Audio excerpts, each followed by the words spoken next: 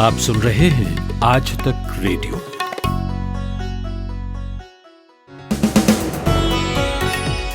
नमस्कार, मैं हूं पूनम कौशल और लेकर हाजिर हूं 11 जून का न्यूज पॉडकास्ट। दिन भर सबसे पहले हेडलाइंस। संक्रमण के मामले 2,86,000 के पार, सरकार ने कहा कम्युनिटी ट्रांसमिशन नहीं। आगे ये लड़ाई अभी चलेगी कि जैसे हमें दिखाई दे रहा है, लेकिन अभी तक इसमें हम सक्सेसफुल हुए हैं बहुत हद तक। राजस्थान में हॉर्स ट्रेडिंग से डरी कांग्रेस, विधायक रिजॉर्ट में। उनको अपने विधायकों पर भरोसा नहीं है और इसीलिए इस तरीके की नौबत आज कांग्रेस पार्टी के भीतर आई। और चीन ने कहा तनाव कम करने पर भारत से सहमति, बातचीत जारी। लेकिन चीन ने जिस तरह की हरकत लद्दाख के इलाकों में की है, उसको देखते हुए भारतीय सेना जमीन पर अपने पांव पूरी तरह से जमा हुए है। और कार्यक्रम में आगे आपको बताएंगे कैसे बढ़ी गुजरात के गिर के शेरों की तादाद। लेकिन सबसे पहले मुख्य समाचार। नमस्कार, मुख्य समाचारों के साथ मैं माधुरी। सुप्रीम कोर्ट ने कहा आरक्षण मौलिक अधिकार नहीं है। अदालत ने तमिलनाडु के कई राजनीतिक दलों द्वारा आरक्षण के मुद्दे पर दाखिल की गई एक याचिका को स्वीकार करने से इनकार कर दिया। प्रधानमंत्री नरेंद्र मोदी ने कहा कि आत्मनिर्भर भारत हर देशवासी के मन में बसता है। इंडियन चैम्बर ऑफ कॉमर्स के विशेष कार्यक्रम को संबोधित करते हुए उन्होंने ये बात कही। स्वास्थ्य मंत्रालय ने कहा है कि देश में कोरोना संक्रमण से मुक्त होने वालों की दर 49% से ज्यादा हुई है। शहरी क्षेत्रों में कोविड-19 के संक्रमण का खतरा ग्रामीण इलाकों से लगभग 1% अधिक हुआ है। भारतीय चिकित्सा और अनुसंधान परिषद ICMR ने कहा भारत अभी कम्युनिटी स्प्रेड की अवस्था में नहीं है। भारत और चीन के बीच सैन्य स्तर पर बातचीत के बावजूद चीन ने पूर्वी लद्दाख में वास्तविक नियंत्रण रेखा LAC के आसपास अपनी फौज बनाए रखी है। भारत ने भी अपनी सेना तैनात कर रखी है। बिहार के मुख्यमंत्री नीतीश कुमार ने कहा है कि जिन इलाकों में अभी भी कोरोना वायरस का असर है, ऐसे इलाकों में लॉकडाउन जारी रहेगा। यहाँ किसी तरह की छूट नहीं दी जाएगी। दिल्ली उच्च न्यायालय में दिल्ली में लॉकडाउन बढ़ाया जाए, इस आशय की एक याचिका दाखिल हुई है। जामा मस्जिद में 30 जून तक सामूहिक इबादत नहीं होगी। जम्मू कश्मीर के राजौरी जिले में पाकिस्तान सेना ने नियंत्रण रेखा पर भारी गोलीबारी की है। उत्तर प्रदेश के जौनपुर में दलितों के घर जलाए जाने के मामले में मुख्यमंत्री योगी आदित्यनाथ ने मुख्य आरोपी नूर आलम और जावेद सिद्दीकी समेत सभी आरोपियों पर तत्काल NSA लगाने का आदेश दिया है। मानव रहित उड़ान भरने को तैयार भारत की महत्वाकांक्षी गगनयान परियोजना को 2021 तक टाल दिया गया है। केंद्रीय मानव संसाधन विकास मंत्रालय द्वारा जारी भारतीय शैक्षणिक संस्थानों की रैंकिंग में IIT मद्रास पहले और बेंगलुरु IISc दूसरे स्थान पर है।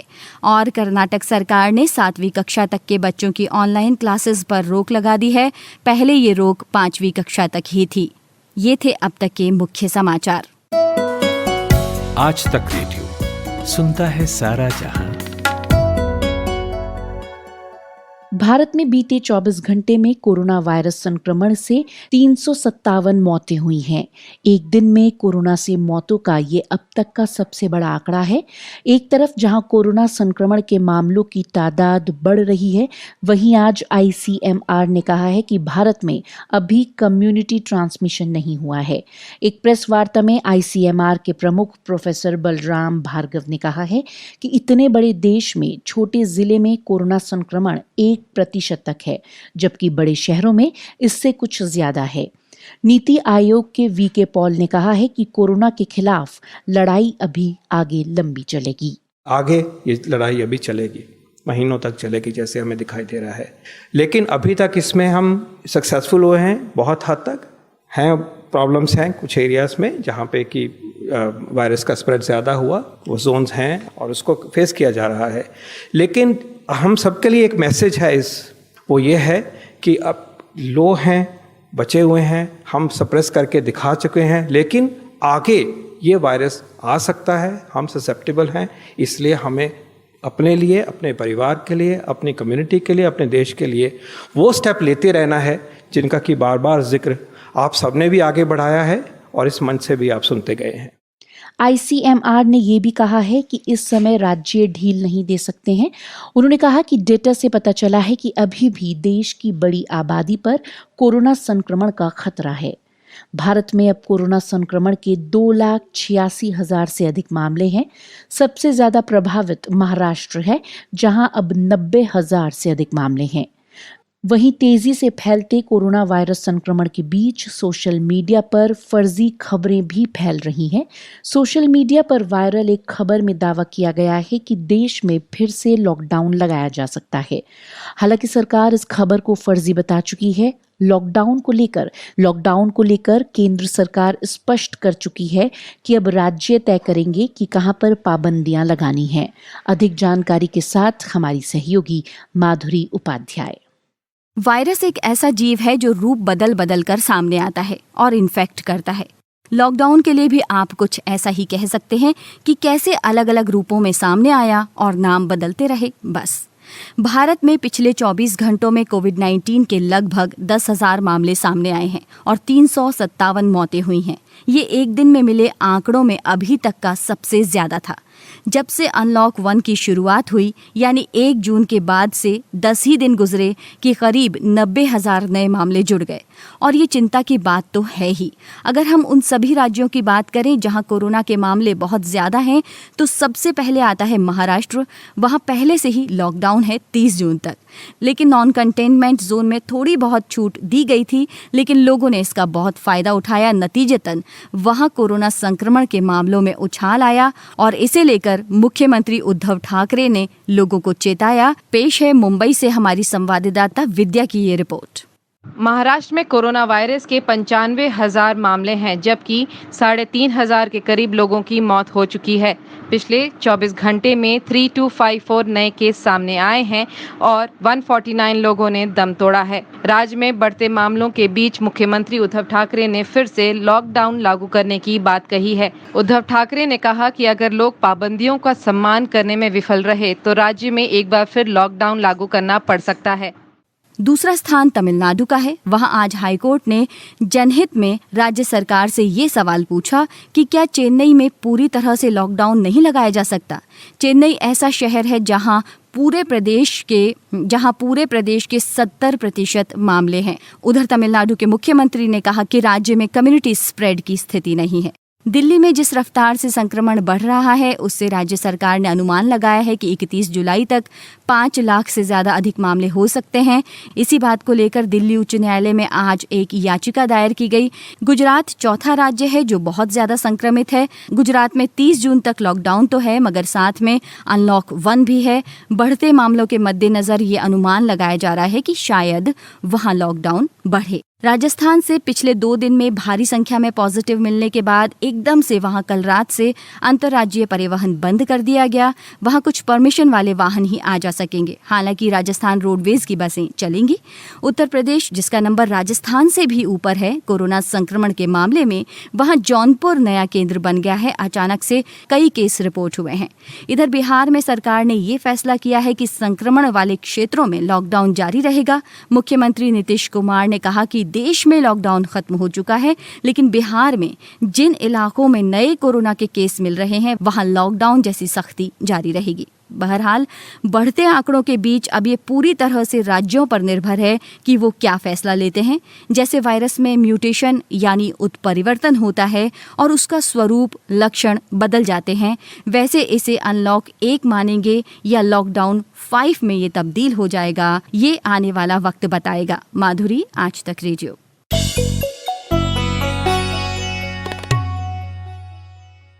और उधर राजस्थान में एक नया संकट खड़ा हो गया है।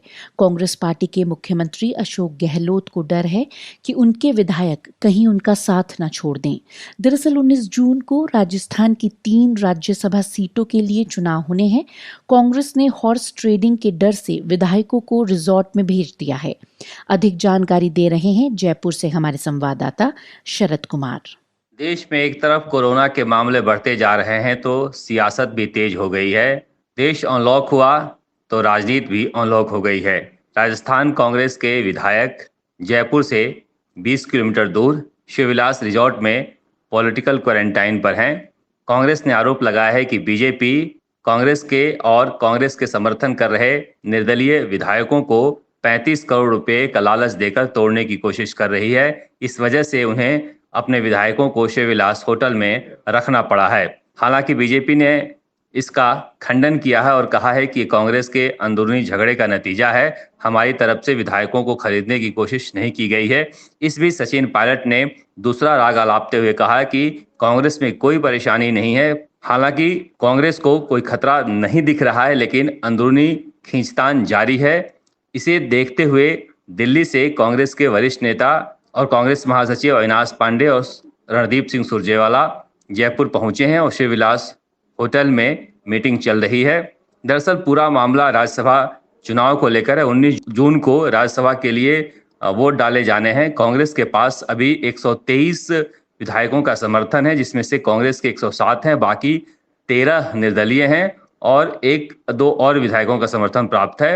एक सीट जीतने के लिए 51 वोट की जरूरत है। कांग्रेस को आसानी से 2 सीटें मिल सकती है। इस बीच बीजेपी के पास मात्र 72 विधायक हैं और 3 राष्ट्रीय लोकतांत्रिक पार्टी के विधायक हैं, यानी कुल 75 विधायक हैं। वो आसानी से एक सीट राजेंद्र गहलोत की जीत रही है, जबकि उसने दूसरा उम्मीदवार ओंकार सिंह लाखावत के नाम से उतार दिया है, जिसकी वजह से ये सारा घमासान मचा हुआ है। कांग्रेस की तरफ से पार्टी के संगठन महासचिव केसी वेणुगोपाल खुद खड़े हैं और नीरज डांगी खड़े हैं। ऐसे में कांग्रेस जिस तरह के हालात से गुजरी है मध्य प्रदेश में और गुजरात में, कोई भी रिस्क नहीं लेना चाहती है, इसीलिए फूंक फूंक कर कदम रख रही है। 19 जून तक कांग्रेस और उनको समर्थन कर रहे सारे विधायक शिवविलास रिजॉर्ट में ही रहेंगे। शरद कुमार, जयपुर, आज तक। यहाँ पर हम आपको याद दिला दें कि मध्य प्रदेश में कांग्रेसी विधायकों को इस्तीफा दिलवाकर सरकार गिराई जा चुकी है। कमलनाथ के हश्र के बाद गहलोत चौकन्ने हैं। वहीं बीजेपी का कहना है कि कांग्रेस को अपने ही विधायकों पर भरोसा नहीं है। राजस्थान में बीजेपी के अध्यक्ष सतीश पूनिया ने कहा, भले ही वो बीजेपी पर आरोप लगाएं, लेकिन उनका खुद का घर सुरक्षित नहीं है। उनको अपने विधायकों पर भरोसा नहीं है और इसीलिए इस तरीके की नौबत आज कांग्रेस पार्टी के भीतर आई है। ये थे राजस्थान में बीजेपी के अध्यक्ष सतीश पूनिया। वहीं उप मुख्यमंत्री सचिन पायलट का कहना है कि विधायकों का समर्थन उनके साथ है। कुछ लोग भ्रम फैलाने की कोशिश कर रहे हैं, लेकिन संख्या बल हमारे पास है। हमारे जो सहयोगी दल हैं, निर्दलीय विधायक हैं, पर्याप्त मात्रा से ज्यादा हमारे पास समर्थन है। मुझे लगता है कि कई बार माहौल खराब करने की कोशिश की जाती है, लेकिन हकीकत यह है धरातल पर हम सब लोग निष्ठावान लोग हैं और एआईसीसी ने, सोनिया गांधी जी ने जो उम्मीदवार बनाए हैं राज्यसभा के, वो दोनों हमारे जो उम्मीदवार हैं वो पर्याप्त बहुमत से ज्यादा मत लेकर यहाँ से सांसद बनकर जाएंगे। और अब बात असम में धधकते गैस के कुएं की। तिनसुकिया जिले में कई दिनों से धधक रहे गैस के कुएं की आग फैलती जा रही है। इसे बुझाने में कई और दिन लगेंगे। यहाँ से उठा धुआं 30 किलोमीटर के इलाके में छा गया है। आम लोगों को हुए नुकसान के बारे में एक अधिकारी ने बताया, चाय बागान कितना नुकसान हुआ है, क्या क्या संपत्ति इसका नुकसान हुआ है, ये नुकसान का बारे में डीसी असेसमेंट करेगा और डीसी असेसमेंट करने के बाद जिसका जितना नुकसान हुआ है, इतना नुकसान ऑयल इंडिया, असम सरकार और भारत सरकार ये जरूर दे देंगे। क्योंकि आज सुबह हमारा माननीय मुख्यमंत्री जी मेरे को फोन में बताया, आज सुबह प्रधानमंत्री का साथ माननीय मुख्यमंत्री का बातचीत हुआ है और प्रधानमंत्री जी ये बोला है कि जितना नुकसान हो ये नुकसान हम जरूर देंगे। यहाँ आग बुझाना बेहद मुश्किल हो गया है। एनडीआरएफ के एक इंस्पेक्टर ने बताया, इसमें डॉल्फिन भी है, बहुत बर्ड्स है, बहुत एक्वाटिक लाइफ है, सब अभी इसमें बहुत ऑयल कंडेंसेट जमा हो रहा है और अगर इधर आग लग जाएगा तो सारा वाटर बॉडी जल जाएगा। हम उम्मीद करते हैं कि इस आग से और तबाही ना हो। और अब बात भारत चीन सीमा पर तनाव की। एक बयान में चीन ने कहा है कि दोनों देशों के बीच हालात सुधारने को लेकर सहमति बन गई है। चीन के विदेश मंत्रालय की प्रवक्ता ने कहा, कूटनीतिक और सैन्य चैनलों के जरिए चीन और सीमा के बीच हाल के दिनों में प्रभावशाली बातचीत हुई है और भारत चीन सीमा के पश्चिमी सेक्शन में परिस्थितियों से ठीक से निपटने को लेकर सहमति बनी है। दोनों देशों के बीच अभी और बातचीत जारी है। इस बीच सीमा पर क्या है स्थिति, बता रहे रहे हैं आज तक संवाददाता मंजीत सिंह नेगी। भले ही इस वक्त भारतीय सेना बातचीत की टेबल पर चीन के साथ लद्दाख का जो सैन्य विवाद है उसको सुलझाने की कोशिश कर रही हो, और इस वक्त दूसरे दौर की बातचीत भारत और चीनी सेनाओं के बीच में चुशूल में चल रही है, जो कि लोकल कमांडर स्तर की बातचीत है। लेकिन चीन ने जिस तरह की हरकत लद्दाख के इलाकों में की है उसको देखते हुए भारतीय सेना जमीन पर अपने पांव पूरी तरह से जमाए हुए है।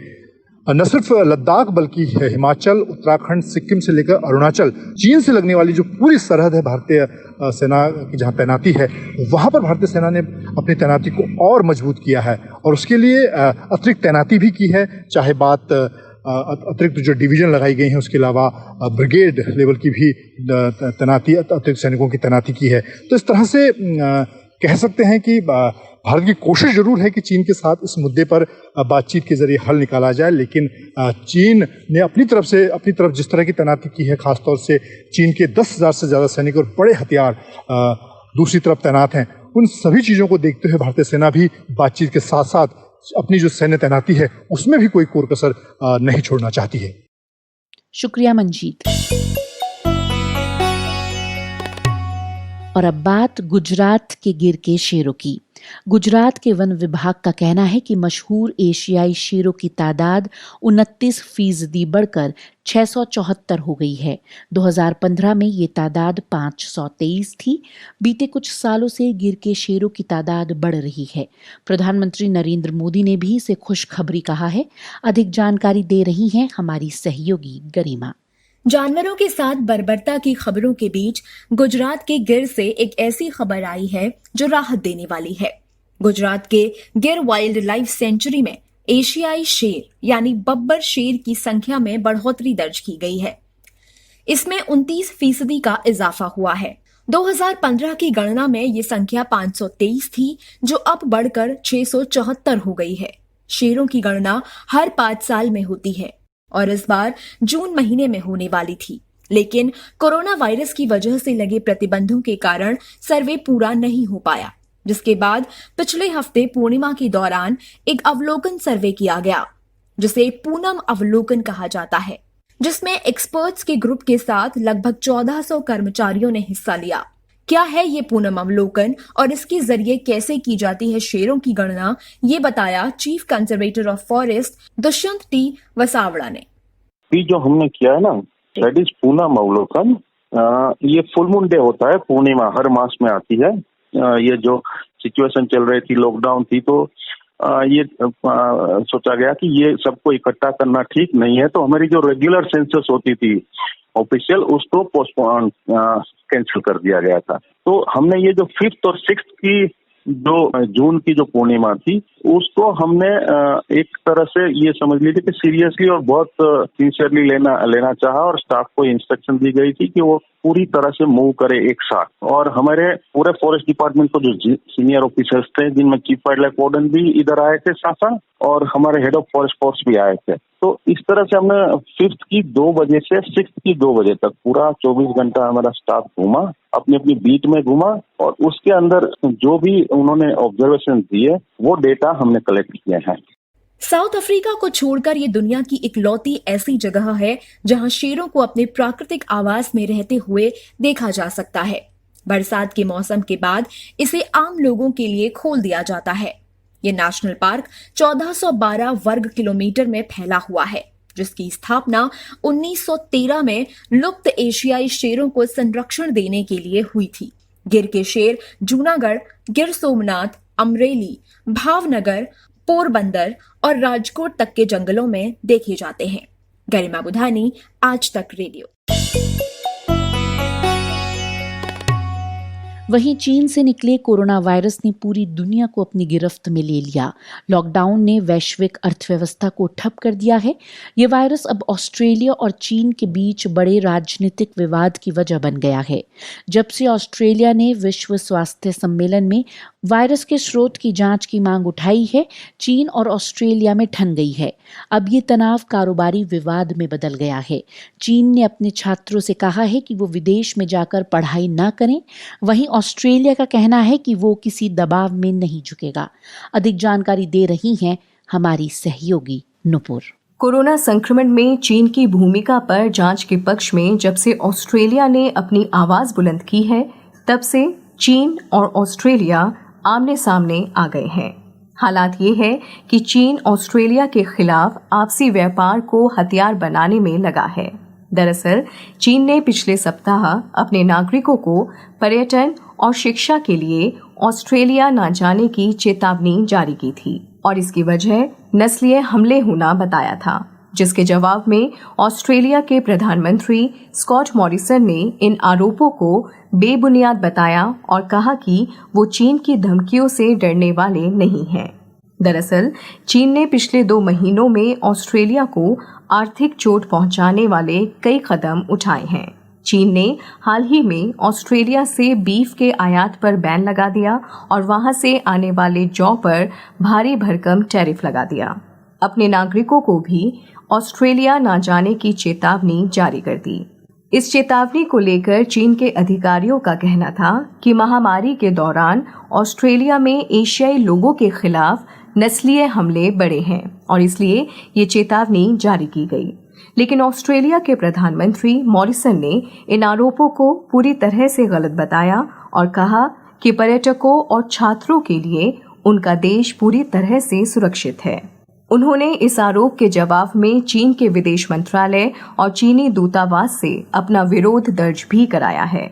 ऑस्ट्रेलियाई प्रधानमंत्री मॉरिसन ने इस विषय पर जानकारी देते हुए कहा कि चीन के साथ हमारा महत्वपूर्ण व्यापारिक संबंध है और हम इसे जारी रखना चाहते हैं।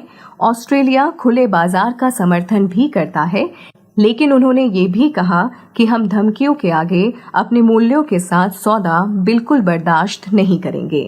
बता दें, अमेरिका और अन्य यूरोपीय देशों के साथ साथ ऑस्ट्रेलिया ने भी दुनिया भर में कोरोना संक्रमण की अंतर्राष्ट्रीय जांच की मांग की थी और विश्व स्वास्थ्य संगठन की सालाना बैठक में महामारी की जांच के पक्ष में अपना मतदान भी दिया था। लंबे समय से ऑस्ट्रेलिया का व्यापारिक साझेदार रहा चीन अब इस घटना से नाराज होकर लगातार ऑस्ट्रेलिया को व्यापारिक धमकियां दे रहा है।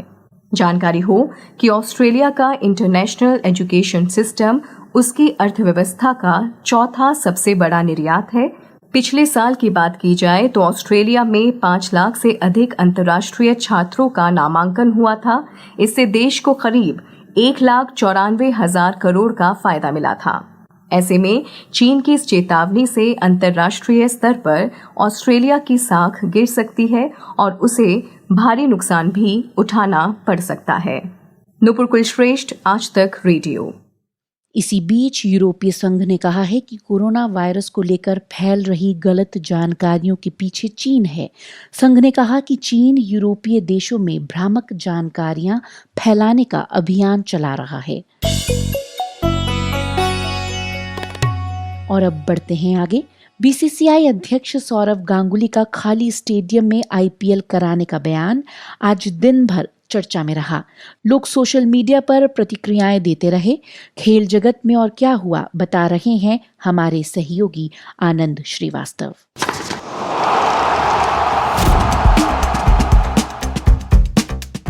खेल खबरों के साथ मैं आनंद श्रीवास्तव।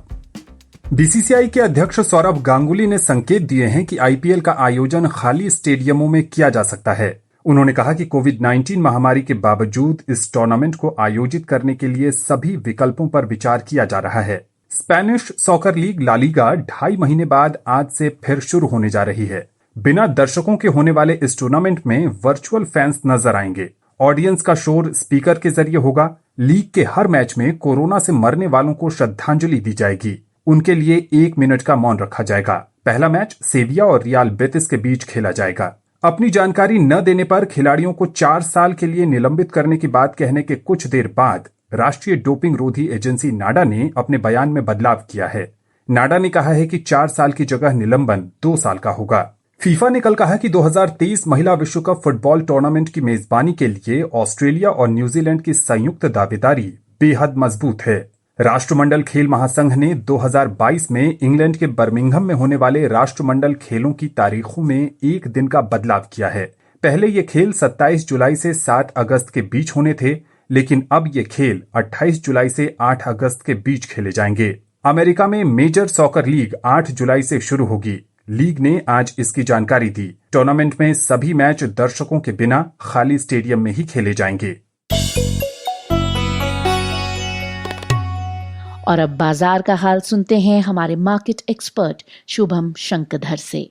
भारतीय शेयर बाजार के लिए आज का सत्र एक मुनाफा वसूली वाला सत्र था। सेंसेक्स निफ्टी दोनों ही इंडेक्स में 2% से ज्यादा की गिरावट देखने को मिली। सेंसेक्स 708 अंक की गिरावट के साथ 33,538 के स्तर पर बंद हुआ, जबकि निफ्टी 214 अंकों की गिरावट के साथ 9902 के स्तर पर बंद हुआ। हम अपने पिछले कई पॉडकास्ट में लगातार अपने श्रोताओं को ये बताते आ रहे हैं कि बाजार के विशेषज्ञ ये मान रहे हैं कि बाजार अगर 10,000 के नीचे जाता है या 9950 के स्तर को तोड़ता है तो बाजार में ये गिरावट गहरा सकती है। और आज हमने वही देखा कि जैसे ही 10,000 के स्तर के नीचे निफ्टी पहुंचता है, बाजार में एकाएक गिरावट गहराती है और जिसके बाद आज सेंसेक्स और निफ्टी दोनों ही 2% से ज़्यादा की गिरावट के साथ बंद होते हैं। बैंकिंग शेयरों में आज तेज गिरावट देखने को मिली। बैंकिंग इंडेक्स 2.72% की गिरावट के साथ 20,525 के स्तर पर बंद हुआ। मिड कैप शेयरों में भी आज गिरावट थी। मिड कैप इंडेक्स करीब 1.25% की गिरावट के साथ 14,157 के स्तर पर बंद हुआ। एडवांस डिक्लाइन रेशियो की बात करें, 1081 शेयर ऐसे थे नेशनल स्टॉक एक्सचेंज पर जिन पर गिरावट देखने को मिली, जबकि इसके सापेक्ष केवल 537 शेयर ऐसे थे जिनमें तेजी देखने को मिली। एडवांस डिक्लाइन रेशियो का ये अनुपात ये बताता है कि बाजार में आज मोटे तौर पर बिकवाली थी, गिरावट थे। जो निवेशक थे वो मुनाफा वसूली करके बाहर निकले हैं। अगर सेक्टर स्पेसिफिक बात करें तो आज ज़्यादातर सेक्टर्स गिरावट के साथ बंद हुए। बैंकिंग शेयरों में 2.5% से ज़्यादा की गिरावट थी। आईटी शेयरों में 1.5% से ज़्यादा की गिरावट थी। ऑयल एंड गैस सेक्टर में 2% से ज़्यादा की गिरावट थी। ऑटोमोबाइल कंपनियों में 2% से ज़्यादा की गिरावट थी इंडेक्स में। टेलीकॉम सेक्टर में करीब 3.5% से ज़्यादा की गिरावट थी। मेटल माइनिंग में 3% की करीब गिरावट थी। फार्मा शेयर भी 3% से ज़्यादा की गिरावट के साथ बंद हुए। रिलायंस इंडस्ट्रीज के शेयर में जो आज गिरावट आई उसने भी बाजार को नीचे की ओर धकेला। इसके अलावा जो और दिग्गज शेयर निफ्टी में शुमार शेयरों में जिनमें गिरावट देखने को मिली उनमें Bharti Infratel, SBI, Sun Pharma, Vedanta, Tata Motors, Maruti Suzuki, Bajaj Finance के शेयर थे। भारतीय इंफ्राटेल के शेयर में 9% से ज़्यादा की गिरावट देखने को मिली। एसबीआई में भी करीब 5.5% से ज़्यादा की गिरावट देखने को मिली। टाटा मोटर्स के शेयर में 4.5% की गिरावट देखने को मिली। आईटीसी का शेयर करीब 2.5% की गिरावट के साथ बंद हुआ। रिलायंस के शेयर में 2% से ज़्यादा की गिरावट थी। रिलायंस के शेयर की बड़ी वेटेज है निफ्टी में, यही कारण है कि रिलायंस में 2% से ज़्यादा की गिरावट का असर बाजार के मुख्य इंडेक्स पर भी हुआ। जिन शेयरों में आज थोड़ी बहुत तेजी देखने को मिली उनमें IndusInd bank, hero MotoCorp, power grid, M&M, Nestle और बजाज ऑटो शामिल हैं। शुक्रिया शुभम शंखधर। तो दिन भर में आज के लिए बस इतना ही, लेकिन चलते चलते मुख्य समाचार एक बार फिर। नमस्कार, मुख्य समाचारों के साथ मैं माधुरी। सुप्रीम कोर्ट ने कहा आरक्षण मौलिक अधिकार नहीं है। अदालत ने तमिलनाडु के कई राजनीतिक दलों द्वारा आरक्षण के मुद्दे पर दाखिल की गई एक याचिका को स्वीकार करने से इनकार कर दिया। प्रधानमंत्री नरेंद्र मोदी ने कहा कि आत्मनिर्भर भारत हर देशवासी के मन में बसता है। इंडियन चैम्बर ऑफ कॉमर्स के विशेष कार्यक्रम को संबोधित करते हुए उन्होंने ये बात कही। स्वास्थ्य मंत्रालय ने कहा है कि देश में कोरोना संक्रमण से मुक्त होने वालों की दर 49% से ज्यादा हुई है। शहरी क्षेत्रों में कोविड-19 के संक्रमण का खतरा ग्रामीण इलाकों से लगभग 1% अधिक हुआ है। भारतीय चिकित्सा और अनुसंधान परिषद ICMR ने कहा भारत अभी कम्युनिटी स्प्रेड की अवस्था में नहीं है। भारत और चीन के बीच सैन्य स्तर पर बातचीत के बावजूद चीन ने पूर्वी लद्दाख में वास्तविक नियंत्रण रेखा LAC के आसपास अपनी फौज बनाए रखी है। भारत ने भी अपनी सेना तैनात कर रखी है। बिहार के मुख्यमंत्री नीतीश कुमार ने कहा है कि जिन इलाकों में अभी भी कोरोना वायरस का असर है, ऐसे इलाकों में लॉकडाउन जारी रहेगा। यहाँ किसी तरह की छूट नहीं दी जाएगी। दिल्ली उच्च न्यायालय में दिल्ली में लॉकडाउन बढ़ाया जाए इस आशय की एक याचिका दाखिल हुई है। जामा मस्जिद में 30 जून तक सामूहिक इबादत नहीं होगी। जम्मू कश्मीर के राजौरी जिले में पाकिस्तान सेना ने नियंत्रण रेखा पर भारी गोलीबारी की है।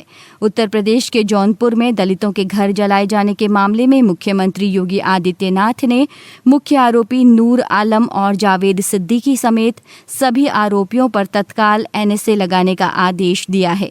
मानव रहित उड़ान भरने को तैयार भारत की महत्वाकांक्षी गगनयान परियोजना को 2021 तक टाल दिया गया है। केंद्रीय मानव संसाधन विकास मंत्रालय द्वारा जारी भारतीय शैक्षणिक संस्थानों की रैंकिंग में IIT मद्रास पहले और बेंगलुरु IISc दूसरे स्थान पर है। और कर्नाटक सरकार ने 7वीं कक्षा तक के बच्चों की ऑनलाइन क्लासेस पर रोक लगा दी है।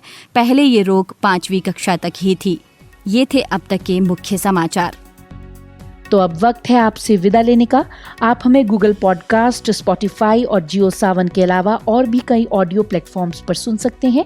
अपना फीडबैक हमें radio@aajtak.com पर जरूर भेजें। फिलहाल मुझे यानी कि पूनम कौशल को दीजिए विदा। नमस्कार।